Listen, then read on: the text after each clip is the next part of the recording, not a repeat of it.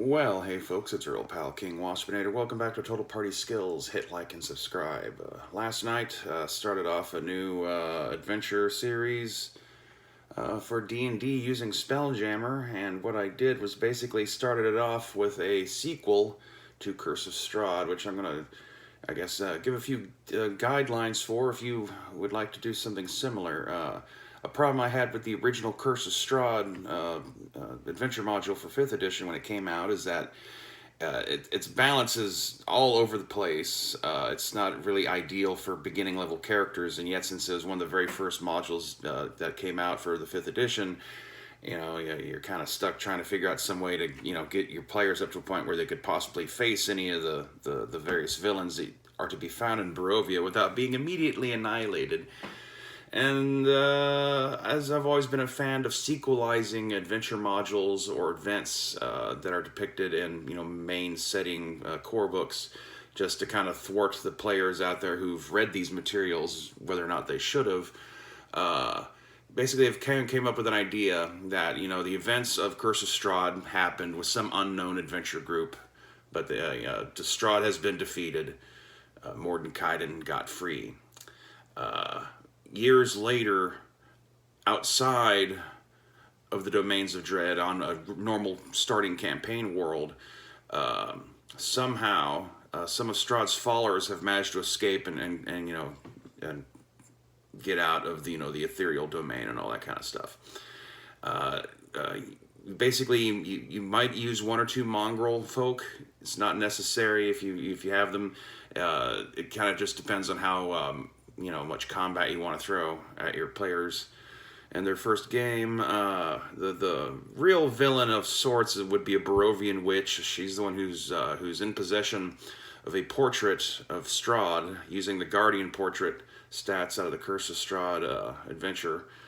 You can just kind of like say that the painting was painted with his blood in the paint.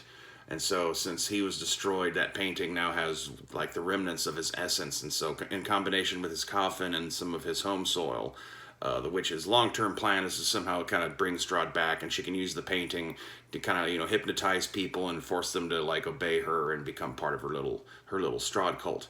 What you'll want to do is you'll want to have it set where they've taken over like a minor cult's like temple or shrine or something. You don't want it to be like a top tier regional, religion of the gods that are the most respected by the land, but a secondary or tertiary tier, religion. Something that's not, viewed as hostile or evil by the surrounding, area that your game is starting off in, but at least acknowledged with a little bit of respect, but not the most popular one. That way the temple can be a little bit isolated, and it's a bit more easier to justify the idea that it was secretly taken over by vampire worshippers, and no one's noticed yet until the player characters stumble across this stuff. But for the most part, most of your villains, you'll kind of screw them a little bit because they'll try to have them fight commoners. On the very first occasion, they might get into some combat with any of these people. Simple worshippers or the younger acolytes, basically, who are working at that temple, who've been mind warped into obeying, your Barovian witch's orders. Like I said, optionally, if you feel like you need some tougher sub-bosses, you can throw in the mongrel folk, or you could also have more, higher level members of the cult who've also been brainwashed by the painting in the form of just regular lay cultists. Between the Barovian witch and the Guardian portrait, though, you kind of have, like a pretty good final fight for some first level characters. If you want to screw with them and sequelize it further, like upon them destroying the painting in particular, you should describe it like, the paint's kind of bubbling out and turning into a blood mist that flows away, and then you can use the blood mist stats from Volo's Guide to Monsters, or was that Mordenkainen's Tome of Foes? I think that might have been Mordenkainen's Tome of Foes. You'll use that one, for some sort of like later setup, to kind of like, oh god, we set this thing loose. But that way they kind of get a taste of facing Strahd. They can interact directly with Strahd's visage in the form of the painting, and they can feel like they're on the way to stop this horrible thing from returning. without having to throw them immediately into the world of having to deal with an actual master vampire. And since he's just been a painting, they haven't actually created any other vampires yet. So you can have a vampire story about Strahd, but your first level characters aren't going to have to be worried about being ripped apart by vampire spawn or any of that kind of stuff. And you can use the mist thing if you want to draw it out past whatever the first session is when they finally clear out the temple and defeat the witch. The key is to, especially if you describe art and stuff on walls before they ever get to that part at the climax of the adventure, the odds are high that they might not think anything of there being a portrait of the guy next to an open coffin. So it should come as a surprise then when it starts to move and then casts like a crown of madness on one of the player characters, so it can then start to try to force one of your players to try to kill one of the other players.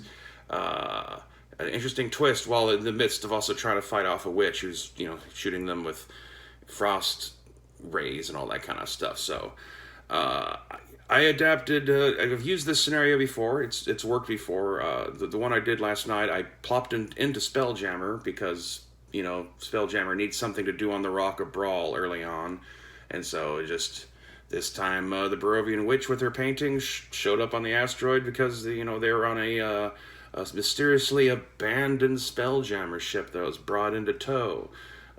Players managed to follow some leads, talk to some people at the dry docks to figure out who was on board that ship and where they went, and had a nice little confrontation in a hospice of the Celestian cult there on the edge of Gift Town.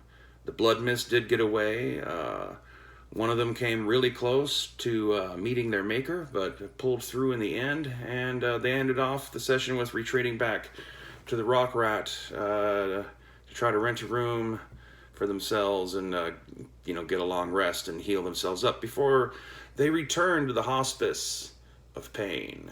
So I guess that's at least how things are starting. It's it's not too deep of a mystery. It's not too hard, but it's enough to get your players to have an excuse to bounce around, meet some locals, meet a few NPCs, kind of lock in the like they've been to locations and it's not just something on a map, and get their toes wet. It's real easy to sell them on the idea of, hey, you're going to go kill some vampires. You can even give them some forewarning that, like, hey, you're going to be going on a vampire hunting thing.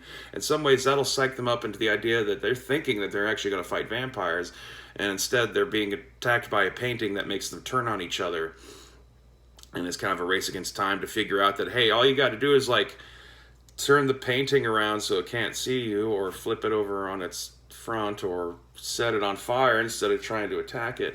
The first time I ran this, like, for everyone, all the players who weren't being mind controlled, like, decided they're just gonna like start hacking at the thing with their weapons, and just had some really horrible rolls. It was kind of silly. I mean, it only has an AC of 5, but like missed several attacks, weren't doing very much damage. Barely cutting the painting, I guess. And it just never occurred to anybody that, hey, no, you just grab it and turn it around, and then he can't see you, and he therefore can't cast these spells on you to try to control your mind and stuff. Which was kind of amusing in and of itself. It's just like, why is this painting so hard to destroy? Kind of a moment, but they're not, your players will not be looking for that. It'll be kind of a bit of a rug pulling moment that isn't an out-and-out deception of, like, it still is a master vampire's essence that they're combating. It's just the master vampire himself is not back to normal. So I guess that's about it. For more wonderful video content like this, be sure to hit like and subscribe. And as always, that